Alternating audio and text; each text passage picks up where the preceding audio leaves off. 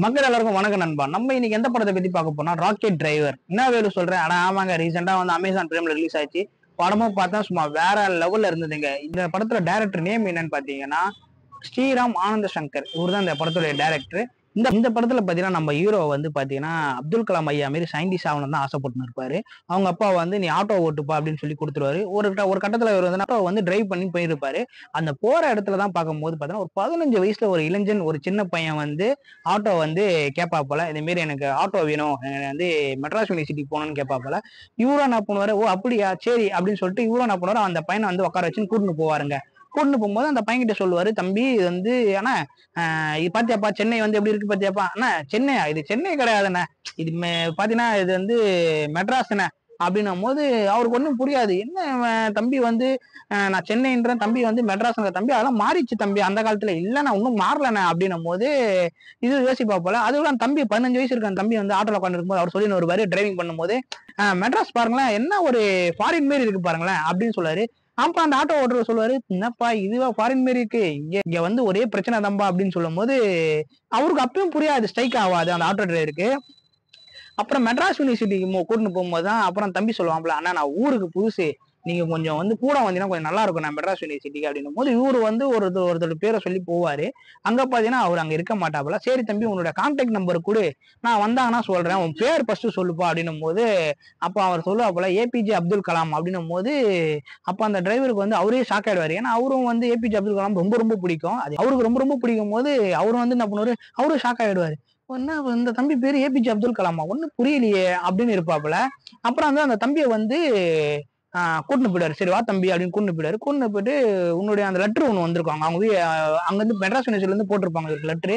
இவர்கிட்ட ஒரு லெட்டர் ஒண்ணு கொடுப்பாங்க. அந்த லெட்டர் வந்து பார்ப்பாரு. பார்க்கும்போது அதுல உண்மையிலேயே வந்து அதுல போட்டிருக்கோம் 1948 தான் போட்டிருக்கோம். அப்பயே வந்து நம்ம நம்ம ஹீரோ வந்து ஷாக் ஆயிடுவா போல.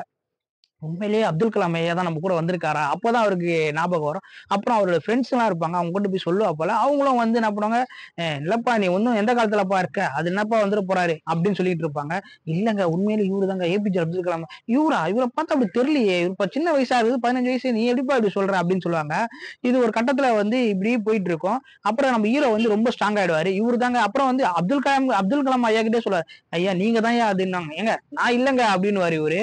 இது ஒரு கட்டத்துல போயிட்டு இருக்கும்போது சரி நம்ம இவர் டைம் டிராவல் பண்ணி வந்துட்டுக்கிறாருன்ட்டு அது ஹீரோவுக்கு தெரியும். ஓகே சரி என்னதான் நடந்தது நீங்க கொஞ்சம் சொல்லுங்களேன் அப்படின்னும் போது அப்ப சொல்லுவாரு, நான் இது மாரி வந்து வீட்டுல இருந்தேங்க, நான் வந்து ஃப்ரெண்ட்ஸோட வந்து ஜாலியா விளையாடி இருந்தேன். அப்போ வந்து அப்பா வந்து இந்த மெட்ராஸ் யூனிவர்சிட்டியில வந்து உனக்கு வந்து நான் போட்டிருக்கேன்பா படிப்புக்கோசரம், நீ வந்து வந்திருக்கு நீ போலாம் அப்படின்னும் போது அப்போ வந்து பஸ் ஏறி போவாருங்க. பஸ் ஏறி போயிட்டு இருக்கும்போது தான் அவர் தூங்கி இருந்து பார்க்கும்போது சென்னைக்கு வந்திருப்பாரு. அந்த 1948 இருந்து பாத்தீங்கன்னா 2023 வந்துருவாரு. இங்க இருந்து தான் வந்து இந்த ஸ்டோரியே வந்து ஷார்ட் ஆயிட்டு போயிட்டு இருக்குதுங்க. ஏபிஜே அப்துல் கலாம் ஐயா வந்து இவரு தான் வந்து நம்ம ஆட்டோ டிரைவருக்கு தெரிஞ்சிருச்சு. அது பாத்தீங்கன்னா வந்து சரி இவரு வந்த காரணம் ஏதோ ஒரு காரணமா இருக்கும். ஏன்னா 1948 இருந்து பாத்தீங்கன்னா 2023 வந்திருக்காரு. அது ஒரு 15 வயசு இளைஞனா வந்திருக்கும் போது அப்பயே வந்து அவருக்கு தெரிஞ்சிருச்சு ஒரு அப்துல் கலாம் ஐயா வந்திருக்குது, ஏதோ ஒரு காரணத்துக்காக வந்திருக்காரு. அது என்ன காரணம் சொல்லிட்டு அங்க இருந்து கதை டிராவல் ஆகுதுங்க.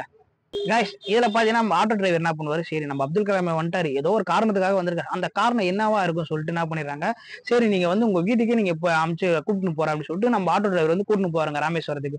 அங்க கூட்டிட்டு போய் முடிச்சுதான் அங்கேயும் அவங்க வந்து ஏன் வந்த எதுக்கு வந்தேன்னு சொல்லிட்டு தேடினே இருப்பாங்க. அப்போ வந்து பாத்தீங்கன்னா நம்ம அப்துல் கலாம் ஐயாவுடைய ஃப்ரெண்டு பார்ப்பாங்க. ஃப்ரெண்டு ஒருத்தர் அங்க இருப்பாரு. அவரு பாத்தீங்கன்னா ஏஜ் கிட்ட பாத்தீங்கன்னா ஒரு 70-80 வயசு இருக்கும். இங்க வந்து பாத்தீங்கன்னா இவருக்கு பாத்தீங்கன்னா ஒரு 15 வயசு தான். ஆனா கூப்பிடும் போது அவரே ஷாக் ஆகி மயக்க வச்சு வந்துருவாரு. எப்படிப்பா நீ வந்து 1948 வந்து இப்படி வந்திருக்கியா அப்படிலாம் கேட்கும் போது அவங்களுக்குள்ள அந்த ஃப்ரெண்ட்ஷிப் காட்டுவாங்கல்ல, அந்த பாண்டிங் வந்து உண்மையிலேயே சூப்பரா இருந்துச்சு. இந்த படம் பாத்தீங்கன்னா ஒரு வித்தியாசமான ஒரு கதைக்களம் தாங்க. அவ்வளவு என்டர்டைன்மெண்டான ஒரு மூவி, அவ்வளவு அட்டகாசமான ஒரு மூவியா இருந்தது. படத்தோட ஸ்டோரியில பாத்தீங்கன்னா இவர் ரிட்டர்ன் வந்து 1948க்கு போனாரா இல்லையா மட்டும் தான் இந்த ஸ்டோரியில இருக்கும். இந்த படம் எனக்கு ரொம்ப ரொம்ப பிடிச்சிருந்து. மறக்காம இந்த படத்தை போய் பாருங்க. அமேசான் பிரைம்ல போட்டிருக்காங்க. உண்மையிலே வேற லெவல்ல இருக்கும். இதோட நம்ம அடுத்த மூவி ரிவ்யூல பார்க்கலாம். பாய்.